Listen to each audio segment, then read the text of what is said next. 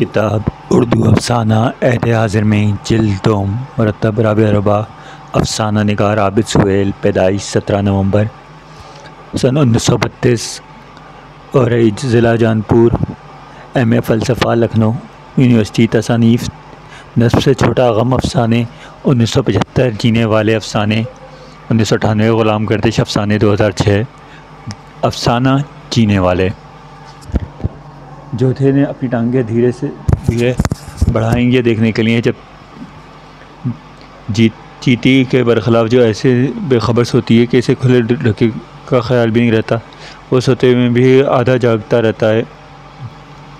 कितनी दूर तक अपने पैर फैला सकता है, तो बस ज़रा में इसका अंगूठा शदो के सर से टकरा गया। इसने जल्दी से अपनी टांगें से कोड़ ली।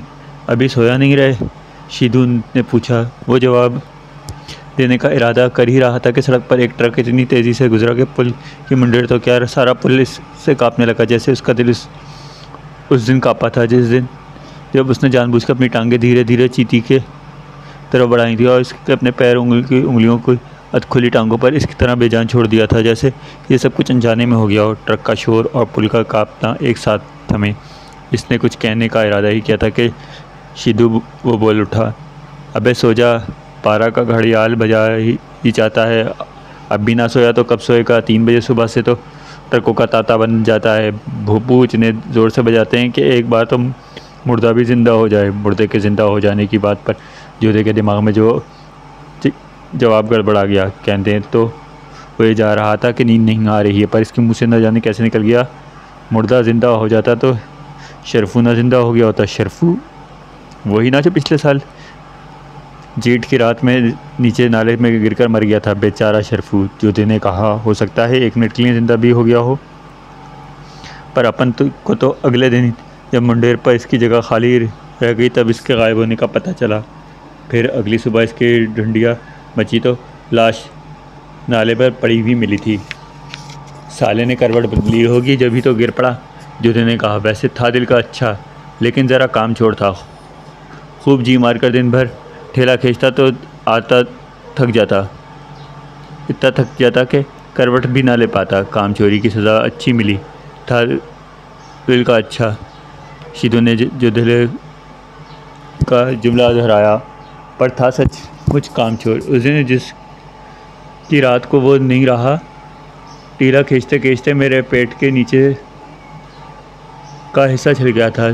सेठ ने माल ही इतना डर लाद दिया था कि रब का गंज चढ़ाई इतना सामान और पीछे से ज़ोर लगाने वालों में शरफू पहिया गड्ढे में पड़ा। ठेले ने एकदम मोड़ खाया और अगला हिस्सा हवा में लहरा कर सामने आने वाली बस से टकरा गया। वो तो किस्मत थी कि मेरा शरीर स्टिक के नीचे सड़क पर गिर गया, नहीं तो शरफू रात में मरा, मैं दिन में ही ख़त्म हो जाता। सच बता, तूने ही इसी रात धक्का तो नहीं दिया था? शीदू ने आहिस्ता से पूछा। कोई और ना सुन ले, मैं ऐसा नहीं हूँ, कहकर जोधे ने अपनी जेब टटोली, एक बीड़ी निकाली और उसे जलाने के बाद लंबा सा कश लिया और बोला। तू भी पिएगा? हाँ दे दे, नींद नहीं आ रही, बीड़ी ही पीऊँ। लेकिन सच बता दे, कहीं दिन का गुस्सा रात में तो नहीं उतारा था? मैंने बहुत दिनों ठेला घसीटा है, जानता हूँ कि जब माल ज़्यादा लदा हो और पीछे का सहारा न मिला है तो कितना गुस्सा आता है। इस दिन तुम उसका कारण मरते मरते बचा था। शीदू ने अपनी बात धीरे धीरे थम कर जितनी देर कहता रहा, जोधे जल्दी बड़ी बीड़ी की कश लगाता रहा। फिर जब बीड़ी का जलता हुआ हिस्सा इसके उंगलियों के बिल्कुल पास पहुंच गया तो इसने बीड़ी के नीचे नाले में फेंक दी और ज़रा गुस्से में बोला, ऐसी बात करेगा तो बीड़ी नहीं दूंगा। और अपना हाथ बड़ा वह हाथ जिसमें वो 2 उंगलियों के बीच में बीड़ी दबी हुई थी अपनी तरफ खींच लिया। अरे इसमें ऐसी गुस्सा होने की क्या बात है? मैंने तो मजाक किया था, तू क्या इसे धक्का देता? तू तो इस वक्त भी मुंडेर पर सोता था, इसके मर जाने से तेरा नंबर आने वाला होता। तो ये भी एक बात होती। जोधे का गुस्सा ठंडा हुआ। इसने बंडल से एक और बीड़ी निकाली और फिर इसको उंगलियों में बीच दबाकर सुलगाई। एक तीली बचाने के लिए इन्हें एक साथ जलाया। तीली बुझ गई तो बीड़ियों के सरों को देखा, हाथ हवा में लहराया तो इनके सिरे चमक उठे। फिर एक कप ने अपने मुंह में लगाई, दूसरे शीदू को मुँह को लगा के दी। थोड़ी देर तक सन्नाटा रहा। फिर एक ट्रक का शोर मचाता हुआ गुजरा और सड़क और मुंडेर पर रोशनी फैल गई तो दोनों की नज़र जैसे एक साथ ही चीटी पर पड़ी, जो तन बदन से बेखबर दोनों हाथ फैलाए हुए लेटी थी। दोनों ही शायद इस बातचीत का सिलसिला जारी रखने के लिए कुछ सोच रहे थे कि मुंह से तकरीबन एक साथ निकला, दिन भर न जाने कहाँ कहाँ मारी मारी फिरती है, कैसी बेखर सो रही है। परसों तो रात को भी नहीं थी। 4 दिन की चांदनी है। जोधे ने अक्लमंद बनने की कोशिश की। इसके बाद जब कोई ना पूछे का तब सीधे मुंह बात करेगा। जोधे ने जुमला पूरा किया, लेकिन शरफू इसे सचमुच चाहता था, बेचारा शरफू। लेकिन उसने घास नहीं डाली। शिदू को वाकई अफसोस हुआ। अभी तूने कहा था, जुदे बोला कि मैं शरफू को धक्का दिया था। अब मेरे दिल में ख्याल आ गया कि अगली शाम को जब इसने इसकी जगह खाली देखी तो सब को जैसे एकदम याद आ गया हो इन्होंने इसे सुबह ना देखा था, ना किसी वक्त, ना शाम, ना दिल कितना खुश लग रहा था। अब्दुल कितना खुश लग रहा था। इसने अपना अंगूठा कितना शान से शरफू की जगह बिछा दिया था, कैसे मज़े से लेट गया था। शिदू ने कुछ सोचा और बोला, हाँ मुझे भी याद पड़ता है, वो इस दिन बहुत खुश था। फिर सबको आधा कप चाय भी पिलाई थी, एक बीड़ी भी बांटी थी। तू क्या कहना चाहता है? जुदू ने पूछा। कहीं ऐसा तो नहीं जब सब सो गए और रात के 12-1 बजे के बाद सवारियों का आना जाना बिल्कुल रुक गया हो और ट्रक भी ना आ जा रहे हो, तो इसने चुपके से उठकर शरफू को धक्का दे दिया हो तो सकता है। जुदू ने हाँ में हाँ मिलाई। फिर अगले दिन शाम को सब से पहले उसने तो कहा था, शरफू अब तक नहीं आया। हाँ याद भी पड़ता है। शिदू ने 1 साल पुरानी बात की। पर एक बात है, सचमुच कहूँ? जोधे बोला, कहो। जब तुझको मुंडेर पर सोने की जगह मिली थी शरफू की मौत से 1 साल पहले, रामायण के नाले में गिरने के बाद, तूने इस रात को नौटंकी की कहानी सुनाई थी, खुश होकर और लग कर गाना भी सुनाया था। क्या था वो? मैं तो लैला ही लैला पुकारा करूँ। अब शद्दू उठकर बैठ गया। तू कहना क्या चाहता है? मैंने रामायण को धक्का दिया था ताकि सड़क किनारे सोने की बजाय पुल के मुंडेर पर जगह मिल जाए, यही कहना चाहता है? नहीं, मैंने ऐसे ही कह दिया, बस एक ख्याल आ गया ज़रा सा। लेकिन शरफू में कोई ऐब ना था, ज़रा काम चोर था और डरपोक था। शिदू ने बात बदली। डरपोक? जोधे ने हैरत से कहा। डरपोक ना होता तो चीटी के बस इशारों में प्यार करते करते जान दे देता। 8-10 रुपये तो रोज़ कमाता ही था। 2 रुपये की स्त्री की तरफ सीधे फेंकता, फिर देखते कैसे ना आती, लेकिन हिम्मत ही ना कर सका।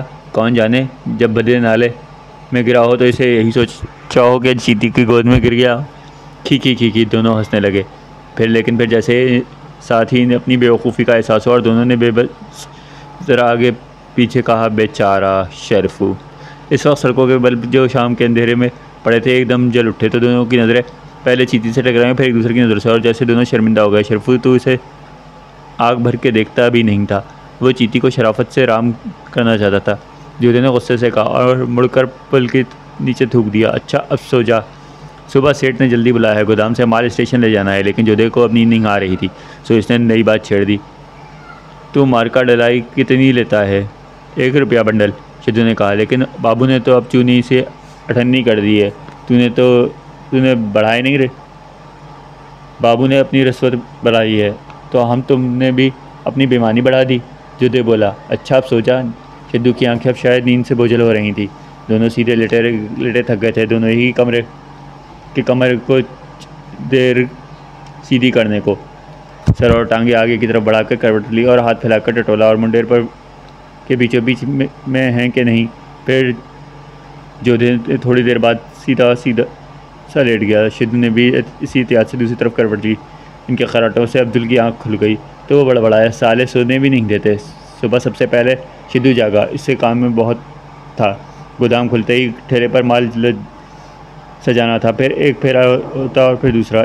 एक फेरे के माने होते हैं 6-7 रुपये ऊपर के। पिछले बरसात में जब वो गांव गया था तो उसकी बेटी ने चुंदरी ने की फरमाइश की थी। इस वक्त इसने अपनी बेटी का भी ख्याल आया और बीवी का भी। 1 2 3 इसने 7 तक उंगलियों के पूरों पर गिनती के साथ की। 7 साल हो गए हैं उसे लखनऊ से आए हुए।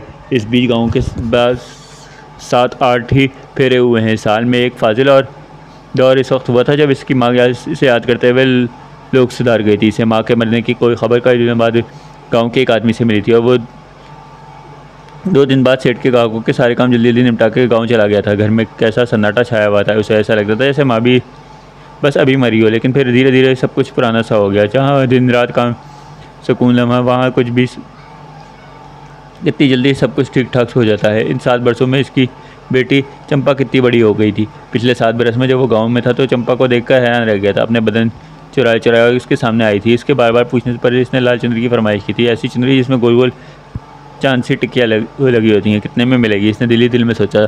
होगी कोई 10-12 रुपए की। इसने फ़ौरन ही अपने आप को इतना दिलाया। वो गाँव बीवी माँ और चंपा के ख्यालों में जाने कितनी देर खोया, लेकिन इसने तो सड़क चलने लगी। रिक्शे और दूसरी तरफ सवारियाँ तेज़ी से गुजरने लगीं। फिर कल्लो खान के लड़के राजीव बिल्ली ने, जिसके एक हाथ में बांस की टोकरी थी जिसमें कुल्हड़ था और दूसरा हाथ में चाय की बड़ी सी कतेली, ज़ोर से आवाज़ लगाई, जिसको चाय लेना हो फटाफट ले ले, फटाफट चाय ले ले।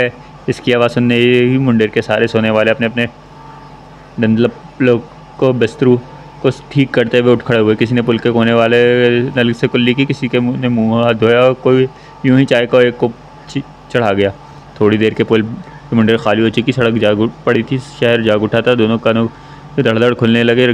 शेल्टर और रिक्शा, मोटरसाइकिल और स्कूटर पर चलने वालों की किसी को ख्याल भी नहीं रहता कि रात जब डूबती है तो सड़क यानी ऊँघी तो पुल की मुंडेर आबाद हो जाती है। फिर सारे दिन की धूप में शाम का इंतजार करके रात जब सोती है तो मुंडेर पर सोने वालों का हर दिन ख़त्म होता है। कोई दुकानदार मजदूरी पर झगड़ कर लौटता, कोई एक चक्कर का घपला करके सेठ से 8-10 रुपये का जेल करता, कोई हार कर कोई जीत कर, और कोई ऐसा ना करके जीतता ना हारता, बस सीधा सीधा कमाई करता। जो दिन पेट्रोल पंप के पास वाले ढाबे में खाना खाया, टंकी के नल से हाथ धोकर बाहर निकला तो चीती चाट के ठेले के पास दूना चाट खा रही थी।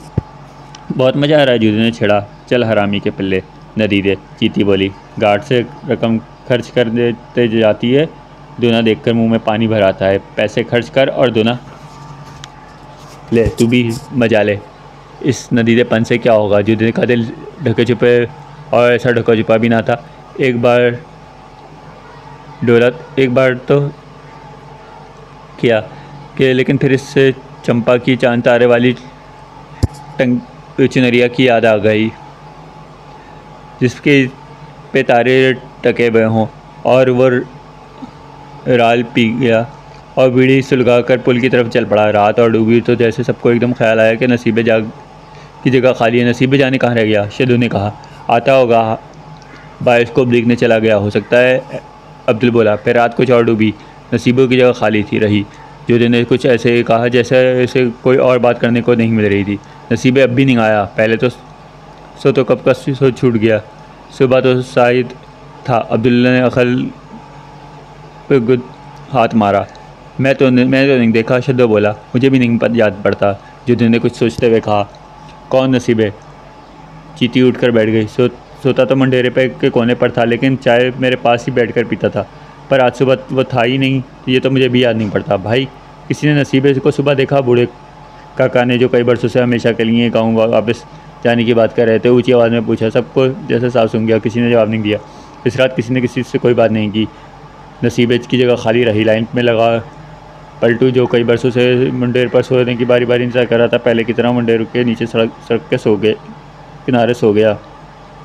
अगली सुबह सबसे पहले जो दिन उठा और मुंडेर से नीचे झाँक कर इसने देखा तो नाले के बीचों बीच कोई लंबी सी चीज़ पड़ी थी। देखो तो शिदू, नाले में क्या पड़ा है? शिदू ने तकरीबन आधा बदन लटका कर पुल के नीचे देखा और फिर वो एक बार आंखें मिली। ये तो नसीबे है, इसका काला गुच्छा गर्दन में लिपटा हुआ है। थोड़ी ही देर में नसीबे की मौत की खबर पुल के मुंडेर के एक कोने से दूसरे कोने तक फैल गई। शाम हुई और सामने टोटर को बिजली के बल्बों से खूब सजाया गया। और चौधरी को जाने से कैसे एक बात याद आ गई। शद्दू, तुझे याद है पिछले साल शरफू का भी कल ही के दिन मुंडेर पर गिर कर मरा था? कल ही के दिन? शद्दू बोला। ये तो याद नहीं, पर इतना ज़रूर याद है कि खूब गर्मियों के दिन थे। तुझे के दिन कैसे याद रहा? ये सामने वाला होटल इस दिन खूब सजाया गया था, रात भर गाना बजाना होता रहा था। जुदे ने कहा। हाँ, अब याद आ गया, उस दिन भी होटल पर खूब सजा था। शद्दू को जैसे सब कुछ याद आ गया। इससे 1 साल पहले भी जब रामायण मुंडेर पर गिर कर मरा था तब भी। हाँ, इसके अगले दिन जब होटल पर खूब सजा था। चीती बोली। मुझे खूब याद है। तो इसका मतलब यह है, जोधे अपनी टांगें बिला सोचे समझे मुंडेर पर फैलाई।